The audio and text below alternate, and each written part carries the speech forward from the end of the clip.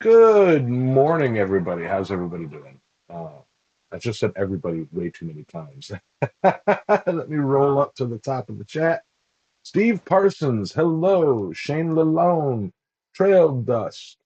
Um, yep, you guys. Paul Orchard, Mr. Coffee, Jack Pines, Ben Toons in the house, Transcendental Artist Studios, Board to Gov, Mick Chu, what is up?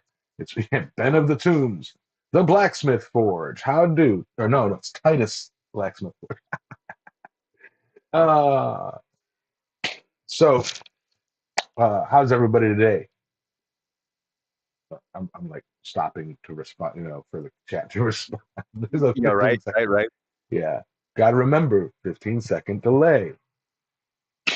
Um, yeah, today we've got a decent show for you guys, a fun show. Going to be taking on a topic that kind of I don't want to say a surprise topic, but like last week we had a surprise topic, and we're going to kind of continue it today, sort of. What's up, D Nice? Smoosh that like button and like that smoosh button. Um, but uh, but yeah, we'll jump into the "How was your week?" segment of the show. Uh, yeah, Yeah, I'll go with that. So yeah, my week was insane. I'm telling you. I actually got a chance to reconnect with some old friends that I hadn't talked to in well over a decade. That was really fun. Um, in addition to that, which actually happens to be quite topical because we're talking about smelting today, and these were friends that I was friends with in sort of the mining community way back in the day when I was doing placer and hard rock gold mining as a hobby in lieu of forging. Other than that, though, oh my gosh, we went to Quad State, and and as well as everybody there, I was sweating the money. I mean, like, because I'm taking 14 days off, and the bills don't stop. We go cross country and take 2 weeks off. I still got to pay my bills when I get back, and taking 2 weeks off, well, that's a whole paycheck you're not getting. And I came back and worked. I wound up. I worked 13 hours last week because I only worked one day, which was last Saturday. And then this week I did 109. And I mean, like, it was it was rough. I mean, I had two 24-hour days, two 22-hour days, two 16-hour days, and a seven. And I mean, one of the wow, 24 and the seven were the same day. It's just I can only bill 24 hours in a day. So. Uh, it was, I mean, I looked at it, I don't know, yesterday or day before, and I was like, well, that actually kind of worked out. I won't have to sweat the bills here in a week or two. It'll all work out. So it's just like I worked enough this week that it's like I didn't even go on vacation and just had a couple normal weeks anyway. So, right. but Yeah, yeah, it was a heck of a week for sure. Just I mean time wise, I mean I didn't none of it was very difficult. It was they were all fairly easy rig moves. It's just you're still there, you're still awake, and yeah. So right. that was my week in a nutshell. I didn't do anything other than rehandle some hammers when I got back. Um, no, you already got it. Okay. So I rehandled some hammers when I got back, and I think they came out really nice. I did go with a different route than I usually do because usually, what I have been doing is, 5-minute epoxying the handles into the hammerhead to take up to fill any voids, and get a good solid fit. And I worked a little bit harder at sanding it correct, to make sure that you put the hammerhead on, then you take it off and you look at the handle to see where it's making contact with the steel and all that. And so I worked a little bit harder on getting a good fit, and then in all three cases, I soaked them overnight in boiled linseed oil to let that kind of soak up into the handle there and give it a little bit of pliability. And then when I got done, I cut them off and peen down the leftover little bit there at the end, peen that down to spread it out on the end. Like, yeah, you do your hammers there, Yamez. And I thought, well, maybe this might work out just a little bit better. Now, I've only ever had one hammer handle break, but in my opinion, that's one too many. So if it does it again, I'm just gonna just I don't know. I don't know what I'm gonna do, but it doesn't hurt to try something new and see how it works out. So Yeah. that's the only blacksmithing related thing I did this week.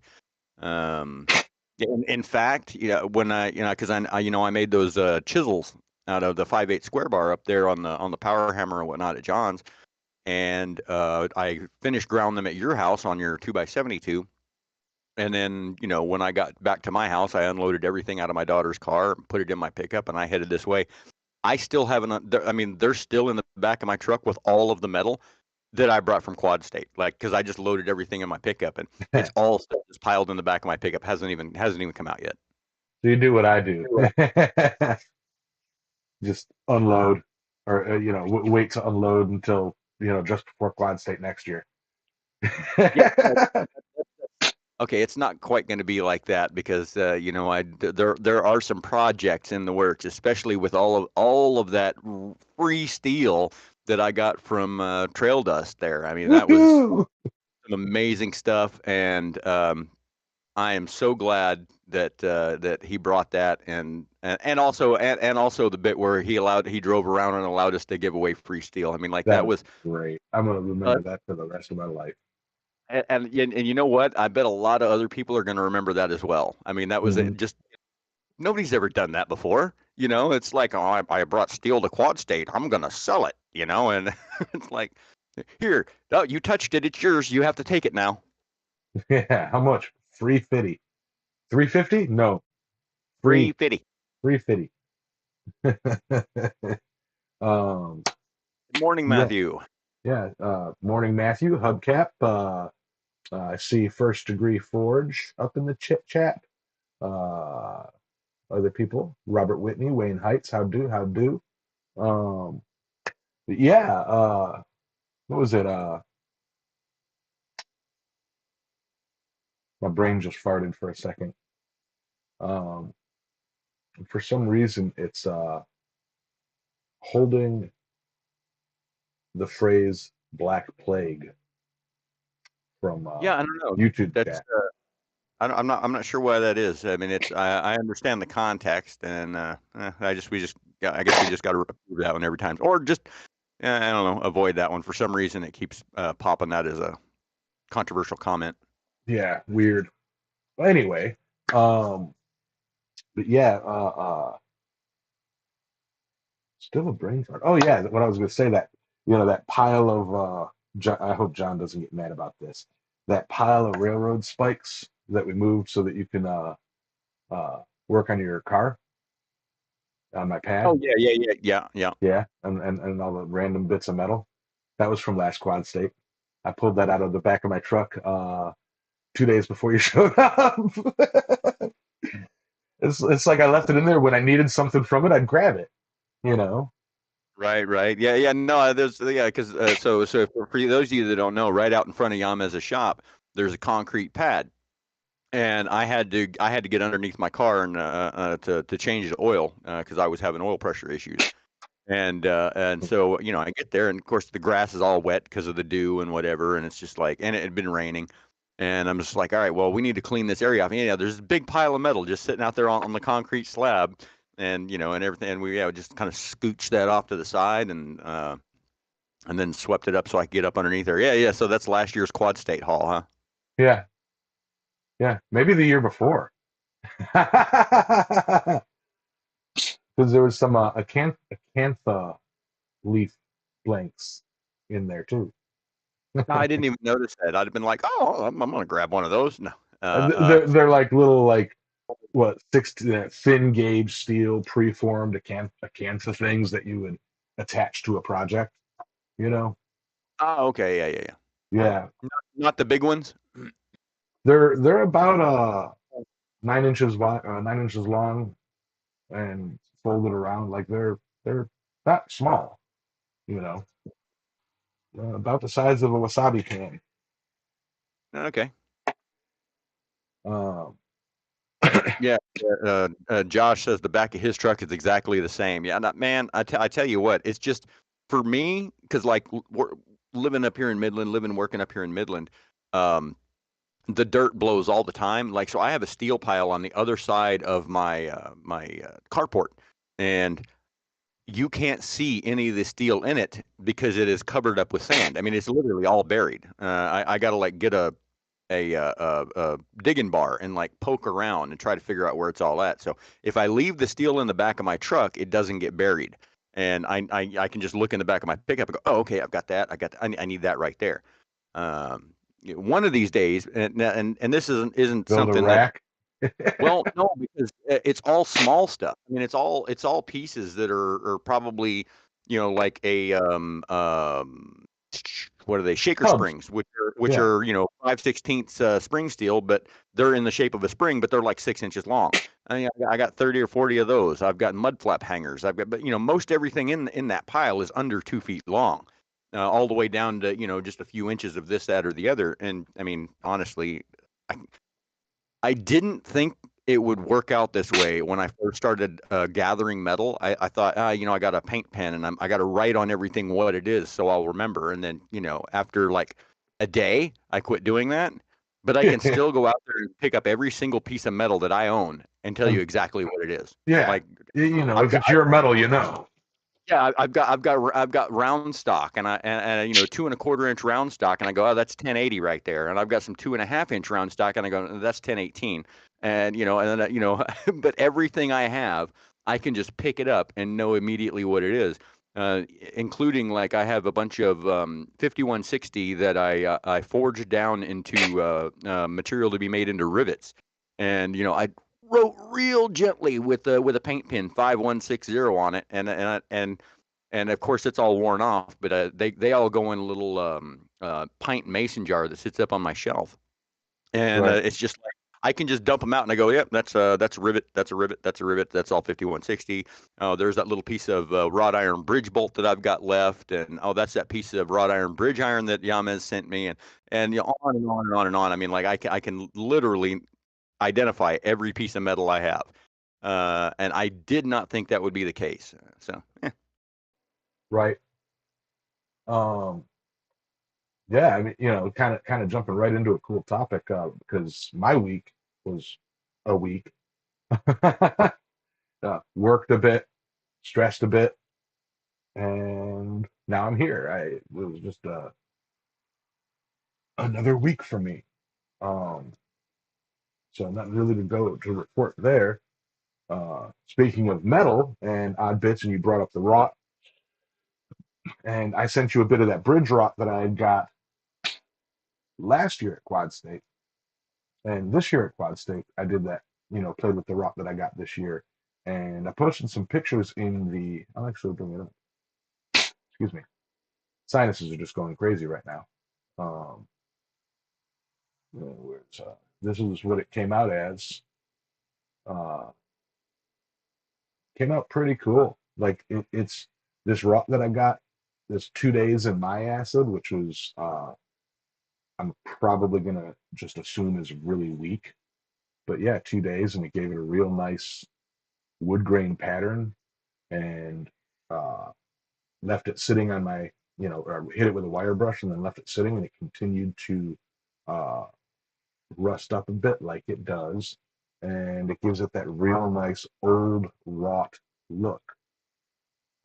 And I still haven't played with the wrought that you gave me that was from uh, Duncan, so uh, I'd like to get on some of that.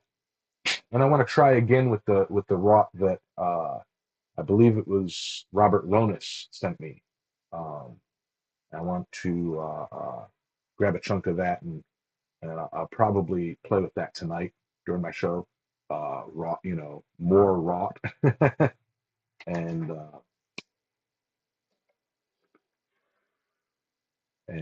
play with that, and then get that etched. Uh, yeah, so try to etch it properly. I think last time I etched it, I left it in vinegar, not in acid, and I left it in there. This the snake. Let me grab it for you. Uh,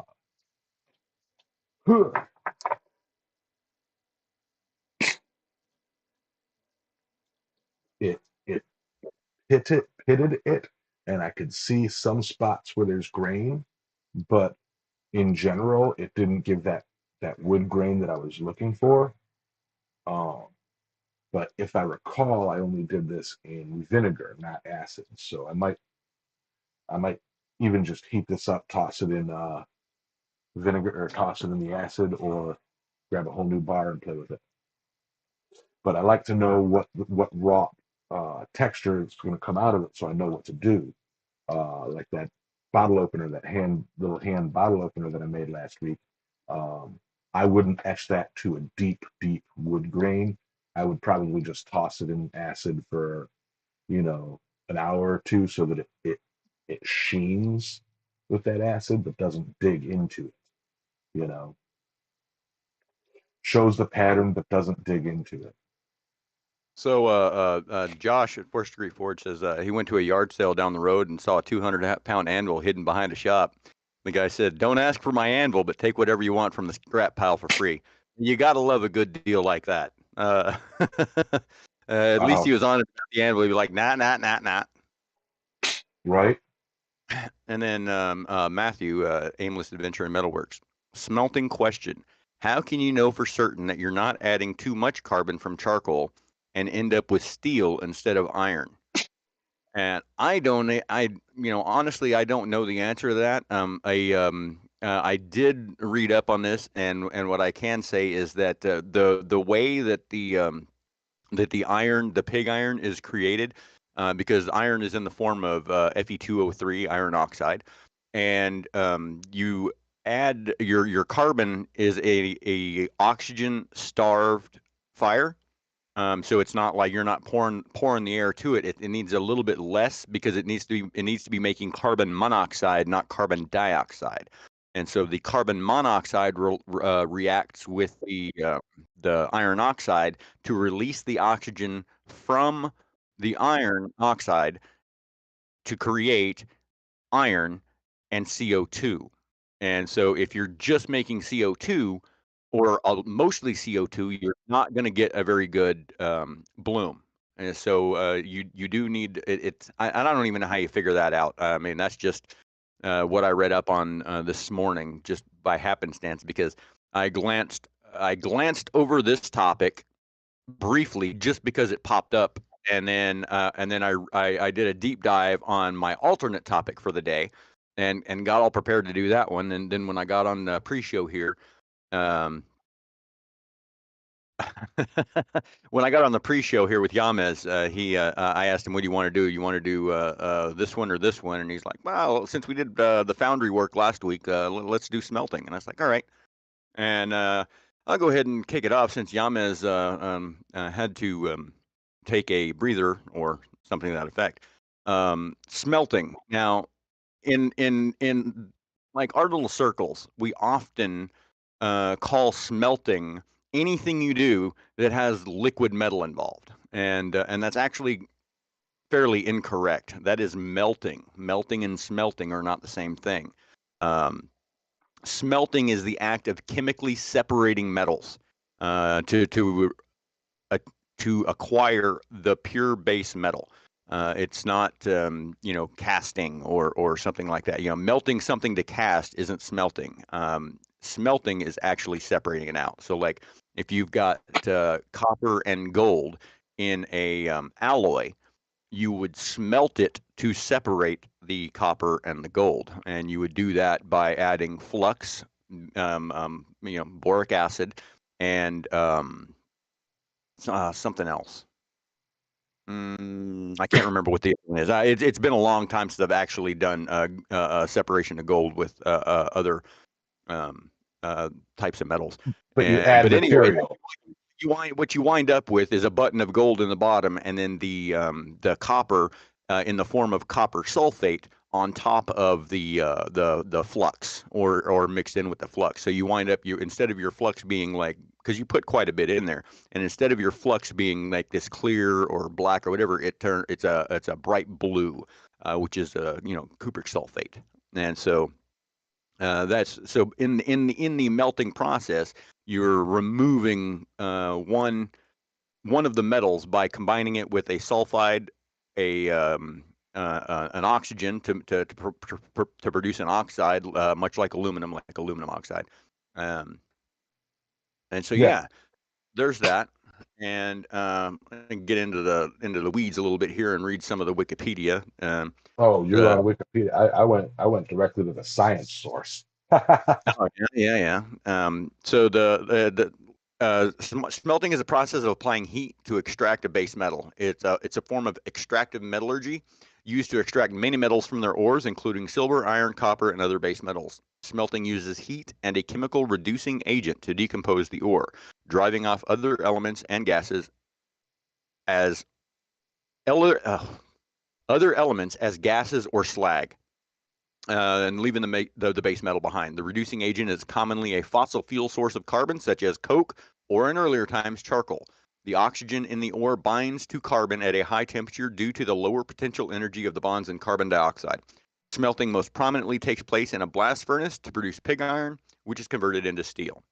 All right. So it's the beginning process. Just Yes. so when you have ore that has several different bits of junk in it, is to reduce it to, like, say you've got iron ore and you just want iron. You use this smelting process to remove all of the other components, be it metal, be it rock, be it this, that, or the other thing, to end up with just the iron slag, or just the iron, the pig iron. Ben Toombs says you don't use mercury, do you? I used to use mercury quite a bit. I still have my 2 pounds of mercury, and I'm very unwilling to come off of it because it's hard to get. But that's a topic for another show. Coincidentally. And John Coffey says he's watching Jan Hurd smelt gold ore right now. There you go. You're supposed to be watching the Sunday morning gathering, John. Right? I Uh, love you, John. John though is amazing. I've seen this in person. He'll sit in his shop, or in his studio, and he's got his TV playing one thing, and his phone playing another thing, and then his iPad playing another thing, or his tablet playing another thing, and either he'll be doing that, all three of those things that he's watching, and then he'll like be sitting there and be like, I need to do this, and he'll like leave it all on and then start turning wood or start painting something or start, ah, Right. And Matthew says, so in order to make wrought, you would need iron ores. So not so much iron oxide. Iron ore is iron oxide. That is what iron. I mean, that is what iron ore is. It's Fe2O3. So it is just in like lump form. Like if you had the powder and you just like got it moist and put it in a bunch of pressure and squeeze it down, it'd make a rock. Yeah, that's what iron ore is. It's rust. moist. Uh, I'll say it again for the people in the And back. and and Moist. honestly, I've never seen any. Typically when we do blooms, um, we use black sand, which is ironite, magnetite, something to that effect, and that's a lot of. The only problem really with that is if you don't separate it out with a magnet, you get a lot of garnet in it because garnet is just about the same color and it's almost just as dense. And yeah, I don't know if that's even problematic or not. You would think the garnet would add silica to the thing because it is basically just a silicate of similar to corundum. But in any case, we always use black sand, and I've never seen anybody do a bloom with iron ore. It's entirely possible that it might work better. I mean, you would Wait, think, but I don't know. I've never seen it done, so if I I if can't say. I if I may interject, Speargrass said Happy Iron Anniversary, Sully and Yams. That's next week, isn't it? Yes. Yeah, our Iron Anniversary is next week, Yep. and we'll plug that here shortly. But yeah, don't jump the gun on us, Mr. Speargrass, Mr. Asparagus. Asparagus forge. Yeah, stinks when he pees. Uh, edit that. No, don't edit that. Oh, Yeah. Jack Pines asks, why does it go to Fe2O3 so easily? Because it's a lower energy state for the electrons. Solving problems with science. Uh, science. um, much like most base metals, with the exception of gold, have a are they're very high energy in their pure state, and so it's much easier to combine with an oxygen and drop to a lower state of excitability. So in the case of rust, like rust will continue to permeate through the metal and just I mean, albeit very slowly, but it won't rust as fast as that. I mean, like you take a piece of steel and you shine it up real nice. Like say you live in Yamez's neck of the woods where it's all nice and humid, and you polish up the top of that anvil with nothing more than like say a 200 grit sanding Then, pad. yeah. You come out the next morning and it's just gonna be brown, and you can just wipe your finger across it and pull the rust off, right? To Now, be if you fair, to be yeah, fair, I don't polish it because it does that. What happens is if you just leave it and ignore it, it patinas and then stops rusting. that's correct because it makes a protective layer that because the oxygen can still get through and it very slowly oxidates. If you polish it every day, it's going to re-rust every single day. But if you just leave it, it'll rust a little bit and then basically stop right there. Now, over the course of 100 years, yes, it's gonna work its way down through. Now, metals like aluminum, they oxidize and to a layer of like one molecule. The top one molecule layer oxidizes to aluminum oxide, and that protects the rest of the metal from oxidation. Um, and much like say steel in nitric acid does the same thing because it won't even turn color. But if you dip steel in 70% nitric acid, it looks like nothing is happening because it immediately oxidized one molecule thick layer and stopped right there. And it protects it. So the reason iron rusts readily is because it's transitioning to a lower energy state. Speaking of rusting readily, uh, Um, if I may uh, segue that right quick, just for yep. a brief hello to somebody. It looks like we have Mr. Big Dog in the chat today. It's all lies. uh, So, okay. Hi, Tim. Hi, Tim. Hello, y'all. How you doing? I didn't want to interrupt Sully's flow there, but I wanted to acknowledge your existence. Well, thank you. No, I was enjoying listening to Sully because he's got some very strong scientific basis to talk about there, and it's um, the only thing I would ask because I'm not very smart. What do you mean by high energy, low energy? Is that talking about heat energy, or do you have another reference there? No, a high energy state and low energy state is in reference to the ability of the electrons in the outer shell to leave one atom and bind to another one. And that's so like if you've got that if an atom has a positive charge, it has it's in a higher energy state because it's got one extra electron on the outside, and it's real simple for it to attach itself to an oxygen which is in a low energy state, and it can easily take an electron. And so in the case of and so what happens is the iron in a higher energy as a higher energy state atom, because it's got one extra electron, and the oxygen low energy that's missing one, they bind together and they create a lower energy pair, molecules, as you were.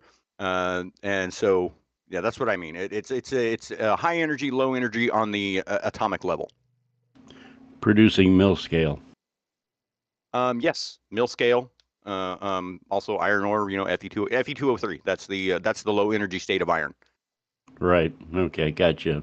And we changed that state by adding carbon to the mix and depleting oxygen so that that combination doesn't occur. Am I correct?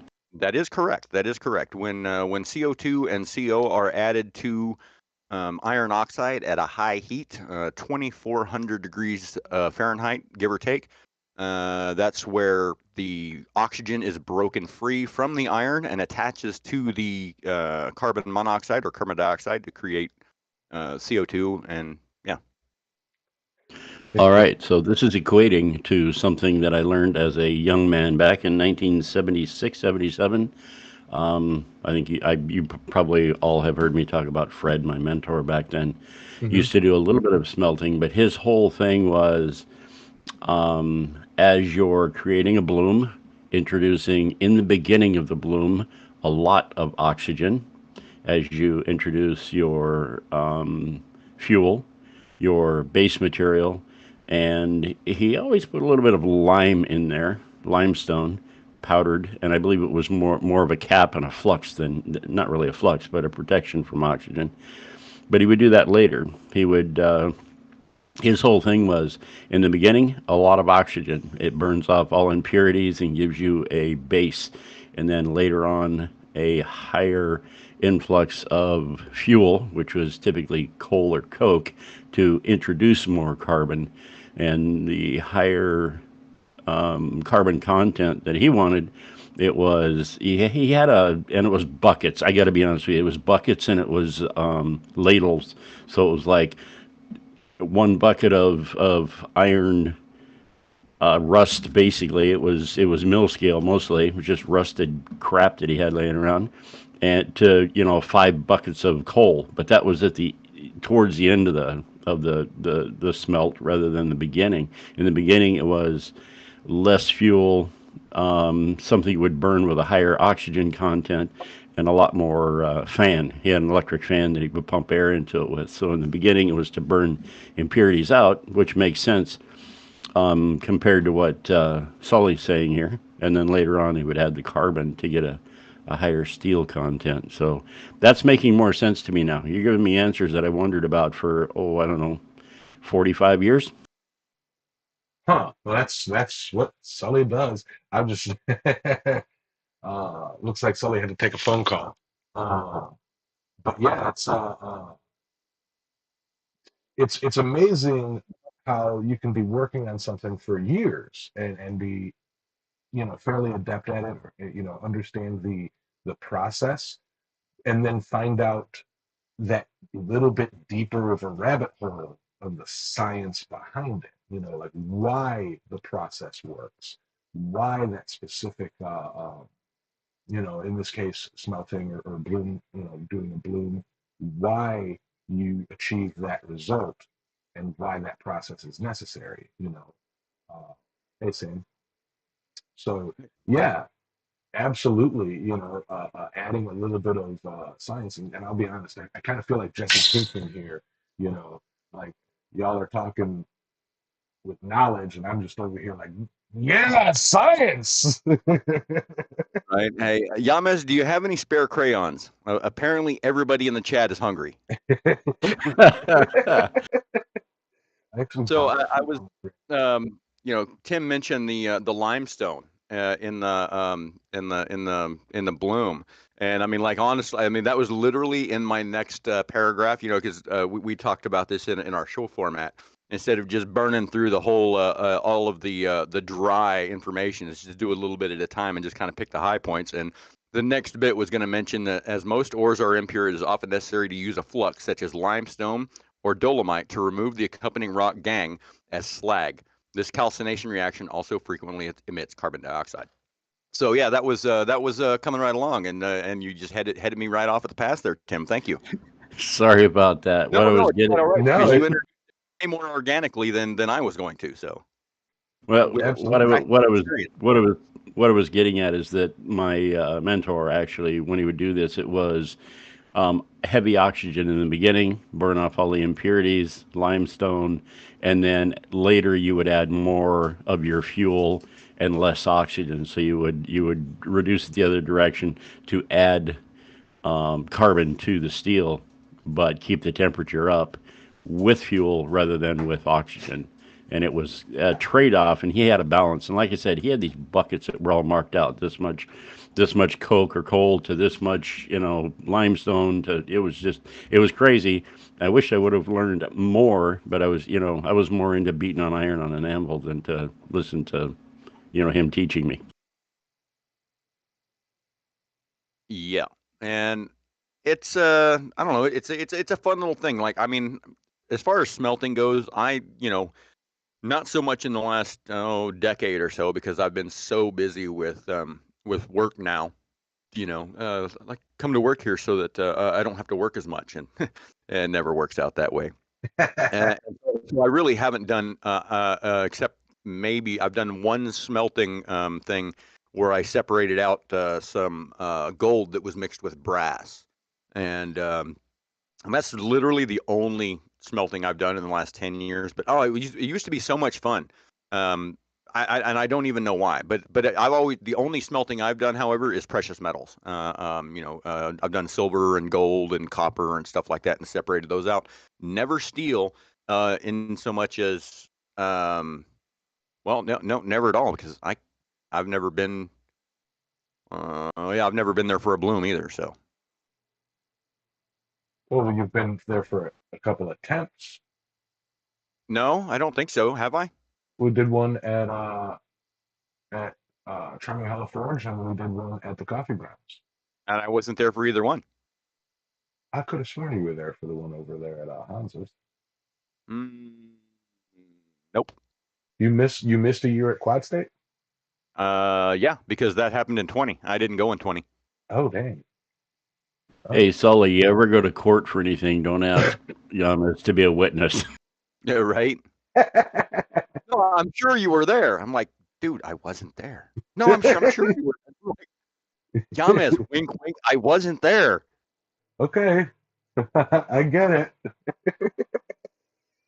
So, if you wouldn't mind, I don't know where your path is leading as far as your format here goes, but I did have the opportunity at one point back in the day to help make some wrought iron, and it was a lot of carbon in the beginning, ended up with a bloom, or not carbon, oxygen, and very little carbon. It was mostly done with charcoal, as I remember, which had a lower carbon content. But anyway, we ended up with a bloom, and then it was immediately slammed into a big tub, like a wash tub, full of beach sand, silica sand. It was just regular beach sand, and it was allowed to sort of melt that onto its exterior, and it went under a power hammer. And for every heat, it would come out and get sand just dumped on it, and then hammered out, folded, hammered out, folded. And the sand was actually the flux. It was a really cool process to help in and to watch. I don't know whatever happened to that wrought iron. I believe Fred made something out of it. I don't know, but I don't know if you're going to go down that road about wrought iron or not. But curious between bloom wrought iron and puddle wrought iron.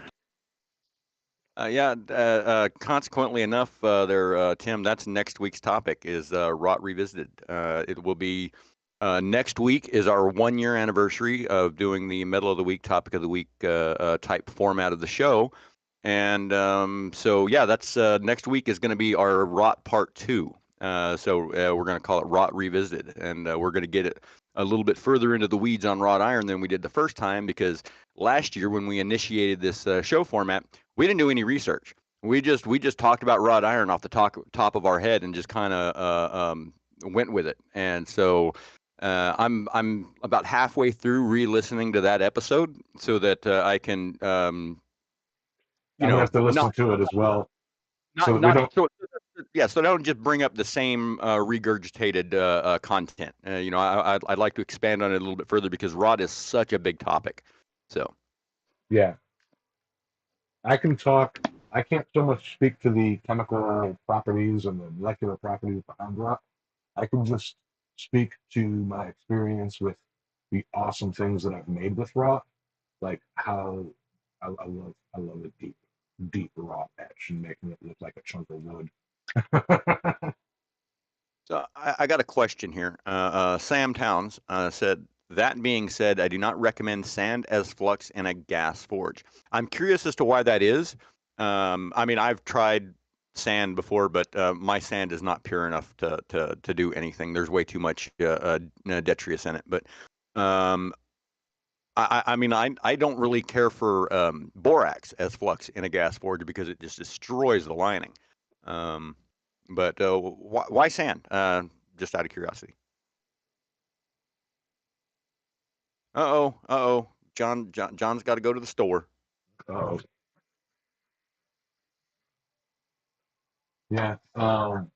While Sam gets that and types that all out, yeah. John Coffey did say, Sully, if you were there doing the bloom with us, maybe we would have succeeded because science. We were just. I can neither confirm nor deny that. I don't know if I know enough about it to have made much of a difference.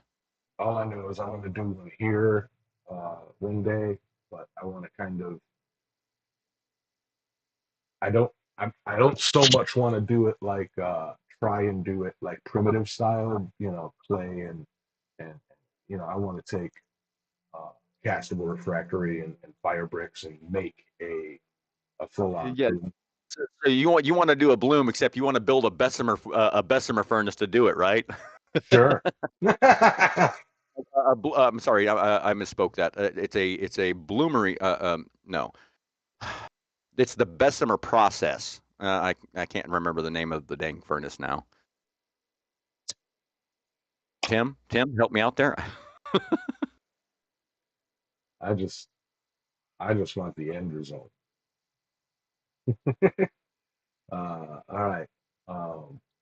Tim may have lost his mic or he may. Oh, I'm back. Oh, there he is. Okay. Sorry, you were saying the Bessemer process was actually done by an open hearth furnace. I believe it was 1840s when they discovered that introducing mass quantities of oxygen into the material would oxidize everything except for the iron itself, and then they could start with a pure lump and melt that and add exactly what they wanted to in a chemical form, whether it was, carbon, many other things.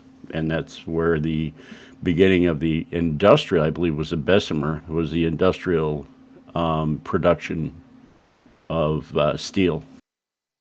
Yeah, correct. Yeah. Well, As I recall. maybe I'd do some sort of a hybrid, because getting some clay or something and basically building the base with fire bricks or building the tube with fire bricks and then packing clay around it. I don't know. So I this is what confuses me most is that folks want to do a bloom and they look at it as some mystical thing. And it was back in the day. I mean, people did, and this is why I think Sully found it so interesting to do precious metals, is because it's magic. You do a thing, it's heat, it's fire, it's molten. People look at it and go, ooh, ooh, and you end up with a result. And that end result, we may not understand it. Of course, people in the back in the day did not understand it.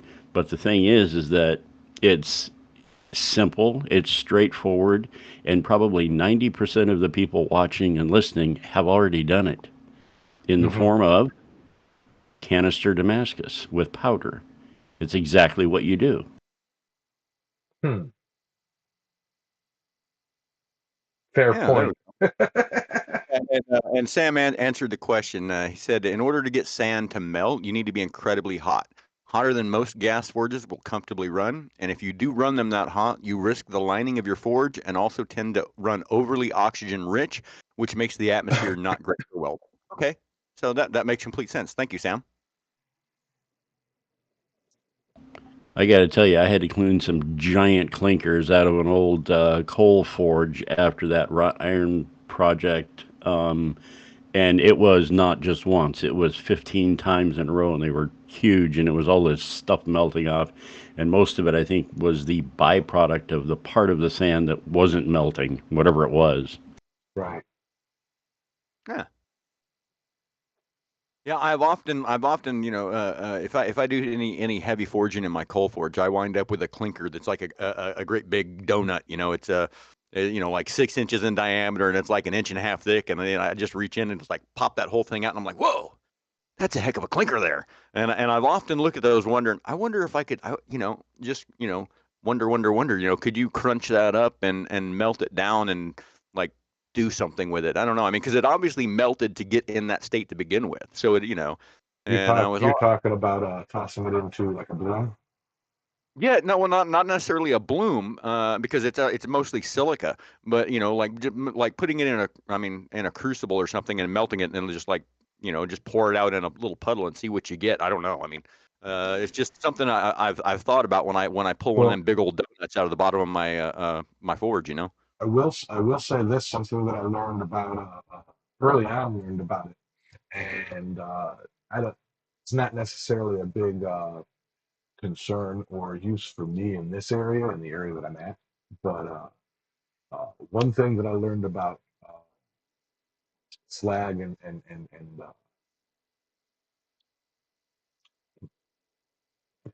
dragon snot, whatever, we literally are talking about it. Is when it fractures, when you crunch it up and break it up, it breaks up in like a crystalline structure. No smooth edges, no edge is smooth whatsoever. So if you were to take that, collect it, crunch it up into like a gravel, like a pea gravel kind of size, and then keep it in buckets or bags in your truck. If you live in a snowy area, it makes excellent traction for if you get stuck in the snow, you know. Um, so there's a use for it, there's a use for the byproduct of blacksmithing with coal and all that stuff. Uh, you look like Yeah, you look like you're going to my correct me. oh, no, I was going to agree with you. My all of my clinker gets thrown out on the floor in my shop out here because it's basically a sand floor, because it's just I just got a carport put up out on the yard. And so I just crunch it up and throw it out on the floor, and it gives my sand a little bit of substance. You know what I mean? And so it's not like when it rains. A couple of years ago, I'd walk out there, and you go smush, smush, smush, smush, smush, and you'd have it'd be kind of muddy. And I can pretty much walk on top of it now. It doesn't even when it's wet and water's running across the top. It's a fairly solid bottom because all Mhm. the clinker and the coke and the coal that has fallen off the side. I don't ever get down there and pick up those individual unburnt pieces. It's like, they hit the ground, they hit the ground. Yeah, And all of that waste from the coal forge has done quite a good job of packing down the floor in my work area, yeah, I do know or that I'm being like saving. a binder. It's all holding together better. I do know that I'm saving. I got as you've seen, Sully. I've got piles of it around my shop for the years that I've been doing this, and my intention is once I get my uh, around the shop cleared out, like around the outside, the tree gone, the backyard cleared up a bit. I will be lining the entire outside of my shop with it for a couple of reasons. And this is just experience and with a little bit of scientific thought behind it, uh, and something that I've noticed.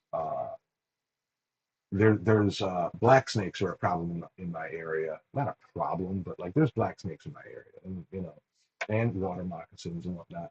But I have noticed they will not travel over patches of clunker and burned coal and burned like all that stuff.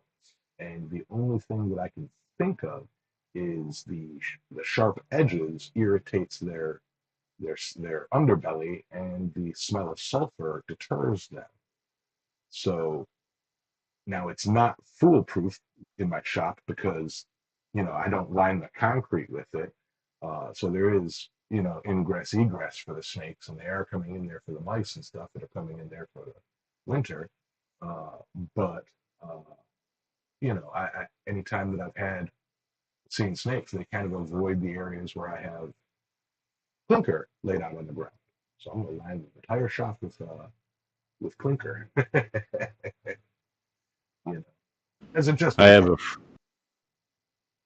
a I have a friend who takes his clinker and breaks it up into large pieces and sells it. Yep, I've seen people do that. I've actually tried to do that. Or take. Yeah, he sells it as dragon poop Mm-hmm. off of his little table at the Uh-huh. Ren fairs. Oh yeah. If you spray them with like a clear coat enamel, so that they kind of hold and don't flake off. Uh, Number one, it brings out some really cool colors. Kids love it. Sell a chunk of it for like 50 cents. You know. People will buy the weirdest crap. Oh yeah. Oh yeah. Like there's actually a market for, as Sam just said, lodestone dust, the anvil dust. You know, off of your, when you're forging the scale, sweep that into a bag and or take a bag inside out, put a magnet in it, collect as much of it as you can, you know, bag it up and put it on the market. Somebody will buy it. So I just uploaded a picture to the Island Metal Forge thing as how I've got my soundboard powered. I thought it might be a interesting little chuckle there. You can kind of see it in the background if you click on it. Clamps. I got one of them sliding clamps holding the wires on the end of the battery. Yeah, that's awesome. But but yeah. So we kind of got off topic, but it's all kind of connected to the processes, you know. Well, no, I mean it's not necessarily off topic. I mean No, exactly. it ebbs Uh, and flows in the various directions of the conversation. I mean, yeah. I'm not going to sit here and shut people down and be like, oh, whoa. No, no, no, no. What I was going to say We're with that. talking smelting today. We're not talking about mercury, or we're not talking about eating crayons. Dang it, that's for another show. No, what I was going to say, I was trying to segue into uh, uh, because I got a little, when we were talking smelting, and then we were talking blooms, and we were talking melting and this and that. It it segues into something that's a little bit I don't want to say my wheelhouse, but the layman terms differences between, smelting, bloom, doing a bloom, and uh, uh, just a simple crucible, tossing metal into a thing and making different, like taking brass, copper, tin, or whatever, making bronze, and uh, so because it happens so naturally that we're talking smelting and then talk blooms and then talk, the byproducts, and so I think it'd be an interesting uh, exercise to go over the layman's terms, or the layman's terms for the differences and all that, you know, in a easy to read way.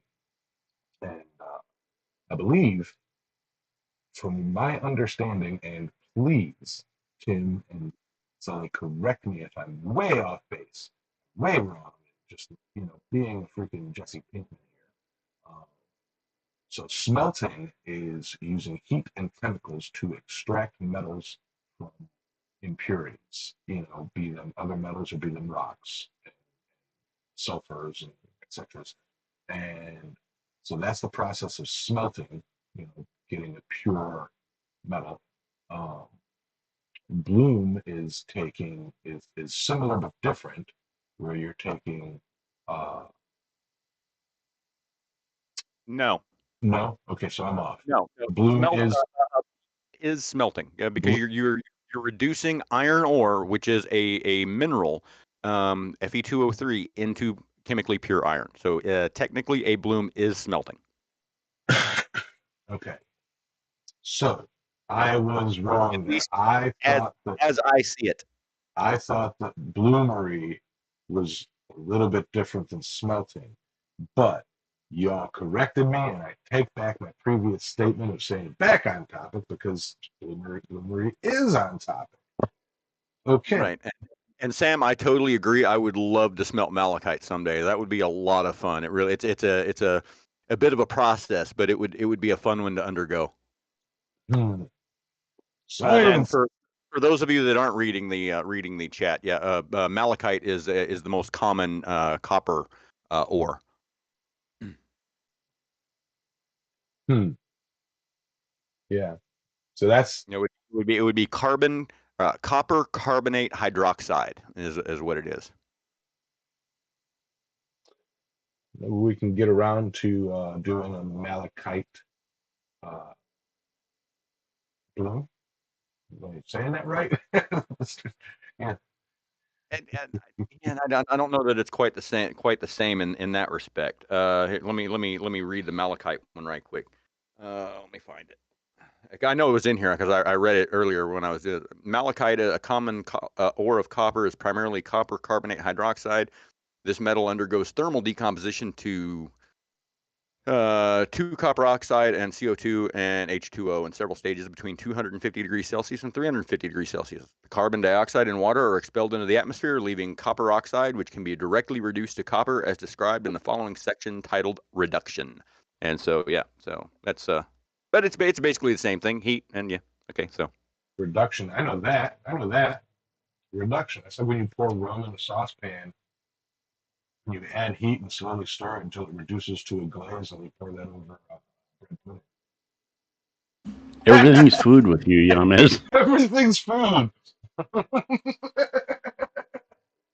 So the definition, as I'm understanding it and reading it here, for smelting is using heat to extract a metal, iron, or whatever metal you're looking at, from its ore.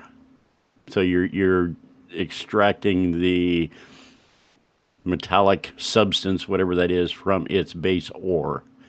That's it. that's correct. Neat. And Neat. whether and it and it's and so other than gold, gold is pretty much the only metal that occurs naturally in its pure form. There are very small deposits of pure copper here and there that have been discovered over the years, but for the most part, all metals come as a mineral, or which is a mixture of two different elements. So like iron oxide, aluminum is often aluminum oxide.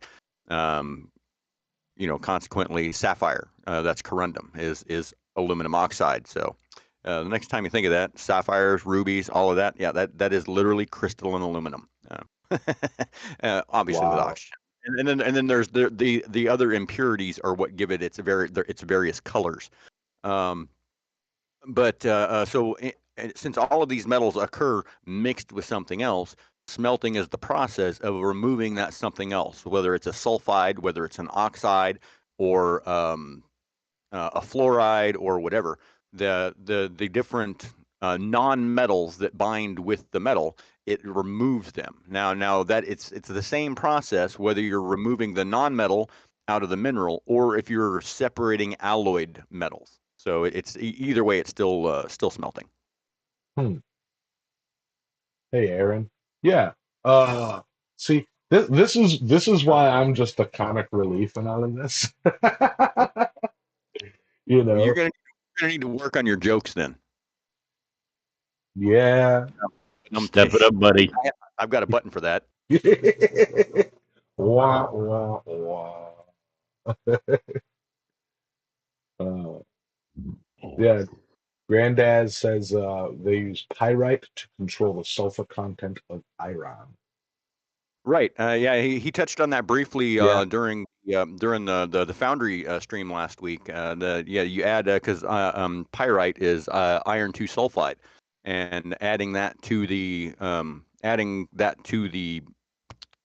I don't know what you'd call it. It's not a bloom. It's not a smell. If you add that to the mixture, I would assume the iron. I'm assuming it would melt. I don't know. I mean, but would add sulfur to the iron. It wouldn't. I don't think it would take it away though. Hmm. Yeah, something You something to think about, something to play with. What's up? use it to balance out the amount of sulfur. Hmm. Yeah. Charge. There we go. Thank you, Sam. The charge. That's what my wife does with my credit card. Right. Proud to be single. Crack that whip and take that credit card back. Be like, hey, yeah, we know that doesn't work. Uh, Hey guys, I'm gonna have to cut out of here. I gotta take the dogs out, walk, feed the dogs, blah blah blah, do all my Sunday morning stuff, and then I gotta take off and go to the city dump. So I'm gonna take off. You guys have a great week. Thank you for allowing me to jump in and speak today. Really appreciate it. It's of good to see course, you, Sam. Great and to see you. uh, I appreciate you guys being so patient with me. I get in the way a lot. Just shove the No, old man out of the way, and no, I'm good. you're a pleasure to have around, and I would never just mute you and say, "All right, that's enough out of you." Right. It's always nice to have the someone pop in with the practical knowledge of the topic of conversation rather than just what we've researched. So thanks Yeah, for popping in and adding in your experience to the mix. I really do appreciate it. pun intended. Experience to the Yeah. mix. Oh yeah. Okay. Well, Okay. Yeah, we've come up with quite a charge then, huh? Yeah. there we go. Yeah. So, anyway, Sully, you learned me a couple of stuffs today in the chemical aspect and reaction aspect of this whole thing, and yeah, you just keep your ears open. You learn something all the time from everyone around you, really. But no, guys, I do appreciate it. Thank you so much. I'm gonna go ahead and bow out, and I'll try to make it here next week. I start my new job week from tomorrow, so we'll Well, see how that goes. But yeah, if you Right can on. make it, do your research. It's revisited. Yep. It's going to will be a good do. one. All right, guys. Thanks again, and I'll Thank talk to you. you later. Have a good one. Bye Later. bye. Bye. Yeah, that is actually quite a treat having like you said, the practical experience in with our research. Now, for the listeners and for everybody watching everything, as you guys know, you guys pretty much know our level of experience with a lot of our topics. If you've followed our screw it, let's call it career. If you've followed us in our journeys through blacksmithing, um, a lot of what we talk about is researched. Um, and we don't have, only some of the topics we have practical knowledge of. But it's fun to research these things and then go, huh? So that's what that is. I'm going to give that a try. So we're not the armchair metallurgists. We actually try these things, either before or after we learn about them. And that is the purpose of all of this. If we can, present some information to, what was it, Speargrass just said, y'all made me go down a rabbit hole of blue and brown. Something that we talk about pops you up to, hey, I'm going to go try that. Drowning isn't that what Yamez does to his underwear? I mean, Not anymore. bad joke, bad joke. Change medications. That is no longer a symptom. Bluing. That's what happens to them after you do the one chip challenge. And I can But speak from practical experience there. It's like, hey, did you know that if you do a one chip challenge, the next day your toilet water will turn blue? Now you do. right. uh, John says, "Wow," and you said his jokes were bad, but I'm done. Yeah, I Uh, know. Right? My yeah. bad. My bad. No, I'm not going to edit it. Screw that. I'm just going to leave it in. And Yep. if you think that's something, what just wait till you hear the podcast exclusive episode that'll be coming out one of these days. Whew. Think we can pre-promote I don't that? want to. No, I don't want to plug it yet. Okay. We'll plug it next week. So yeah, we touched on it a couple times throughout the show, but plug for next week. Um, it is our Ironversity, our anniversary of, like Sully said, the first pod or the first Metal of the Week official. where we came up with the idea of actually taking and putting some structure to this shindig that we do every Sunday. And I'll tell you, I'd like to touch a little bit on the journey we've had so far. We started out with Raw because, for lack of a better topic, it was a broad one that we all have had experience with, so it was something we could all talk about comfortably. Um, and a year later, we've touched on so many different topics, so many different metals and tools, and it was originally just going to be metal, metal of the week. We even had a little intro, or a little what's it called? Um, That we never use. I have it right here, and I will play it. If you guys give me silence, you can hear it. If this works, it's transition. There you go. Is that metal? I hate to say it, but Yeah, not to be contradictory, but it's very metal. metal. Metal. Pretty metal. Yeah, it's way more metal. I guess I didn't know that stuff was metal. That was cool.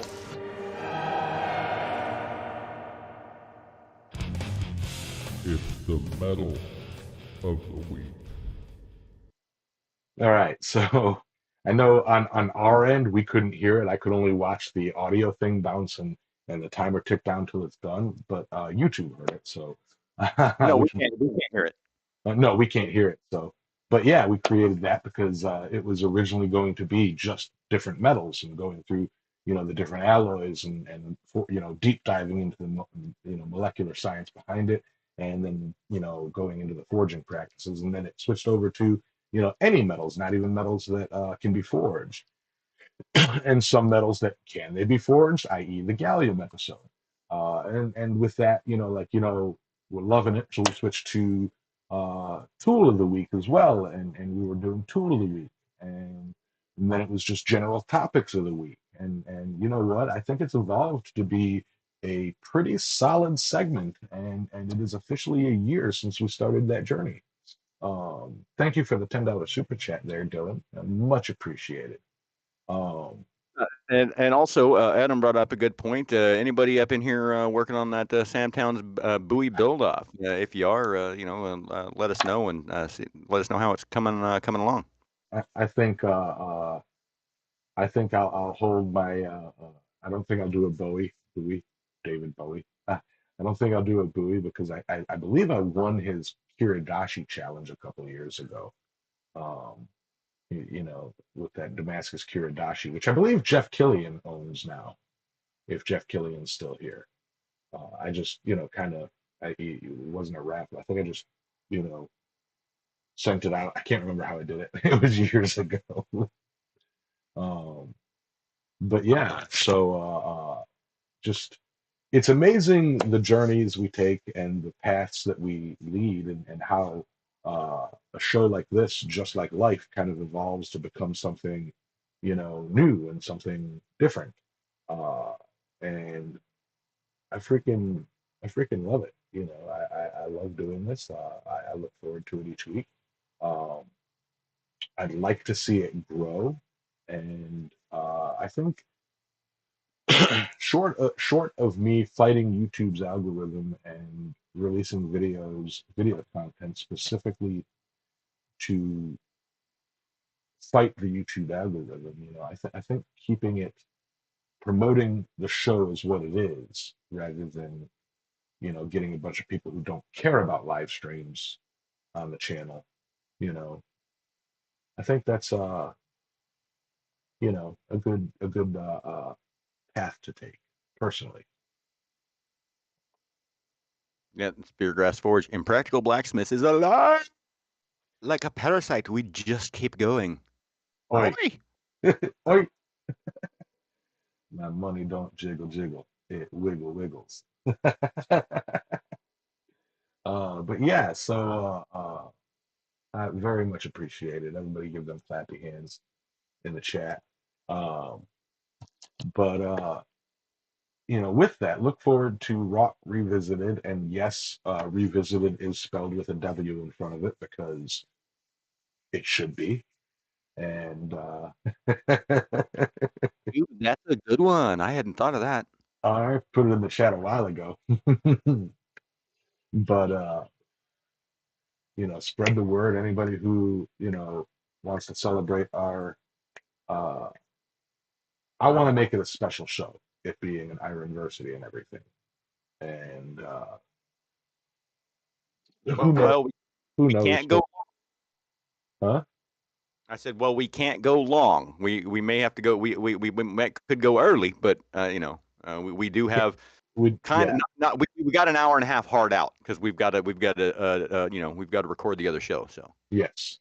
We can't talk about that yet. yeah. NDAs and all that stuff.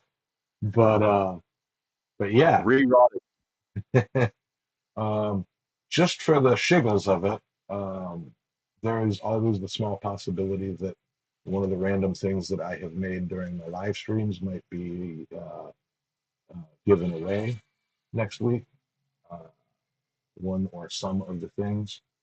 We'll see. You'll have to attend to find out. Spread the word. There you go. That's a great idea, Yamis. Mm-hmm.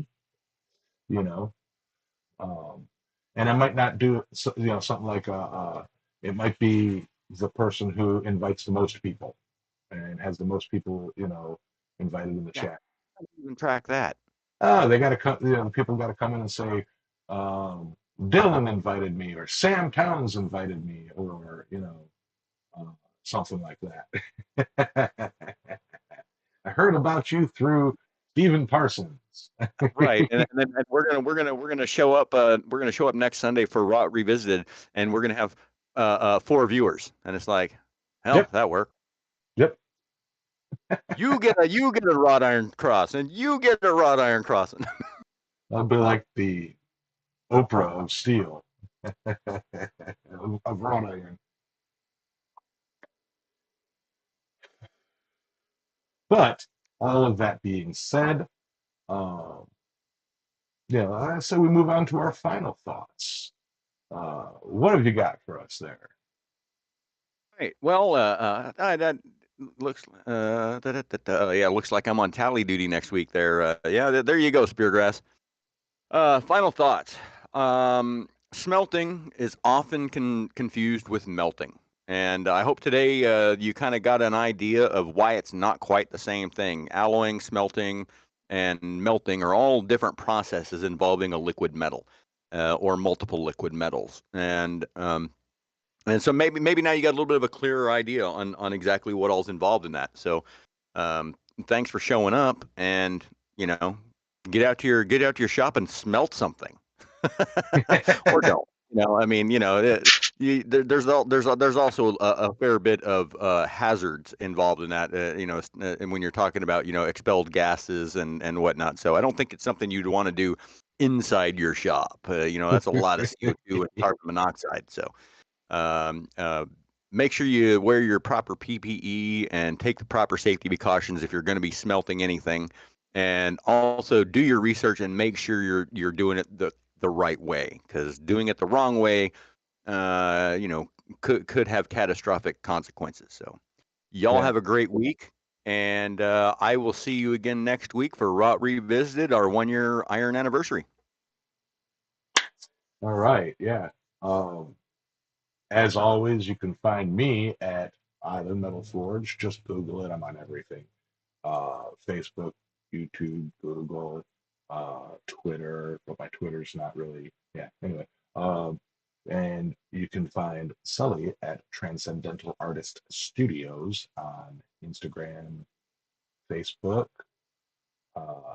YouTube, and TikTok. And Grinder. No, no, that. But you can also find. You can touch that. You can find Speargrass on all those same things. Yeah, Speargrass does it so much better than I do. Yeah, but I can't stop. All right. I'm so sorry about that. uh, I'm gonna hear about it after the show. I'm gonna get yelled at. I'm in danger. I'm going to jail. But yeah, so I just want to thank all of you guys for being here, for supporting us in this journey. It's been a wonderful year, and I hope to have several more doing this. Big thank you to all of our super chatters, to all of our channel members, to all of the new people who just show up, to the blue wrenches in the chat who help keep it clean. And a huge thank you to my co-hosts and guests that we have on this show. So y'all have a wonderful day, and I will see you all 6 p.m. tonight Eastern Time, where I will be doing things with fire and metal. That's all I got. I don't want the show to end because now I'm gonna get yelled Book on the lifestyle. at. You guys have a wonderful day. Good morning and good night, all that fun stuff. Bye now.